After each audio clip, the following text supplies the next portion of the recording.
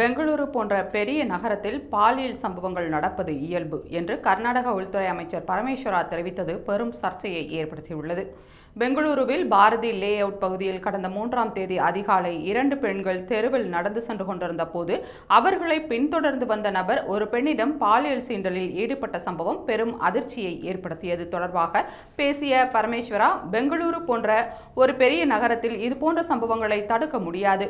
நடந்த சம்பவத்திற்கு சட்டப்படி நடவடிக்கை எடுக்கப்படும். விழிப்புடன் இருந்து ரோந்து பணிகளை தொடர்ந்து மேற்கொண்டு கண்காணிப்பை தீவிரப்படுத்துமாறு பெங்களூரு காவல் ஆணையர் தயானந்தாவிடம் தொடர்ந்து வலியுறுத்தி வருகிறார். மழை மற்றும் குளிரை பொருட்படுத்தாமல் போலீசார் 24 மணி நேரமும் தொடர்ந்து பணியாற்றி வருவதால் தான் பெங்களூருவில் அமைதி நிலவுகிறது என்று தெரிவித்தார். முன்னதாக பெங்களூருவில் நடந்த கூட்டு பாலியல் வன்கொடுமை சம்பவம் குறித்த கேள்விக்கு பதிலளித்த மாநில முதல்வர் சித்தராமையா, பாஜக ஆட்சி காலத்தில் பாலியல் வன்கொடுமைகள் நடக்கவில்லையா என்று கேள்வி எழுப்பியிருந்தது பெரும் சர்ச்சையை ஏற்படுத்தியிருந்தது.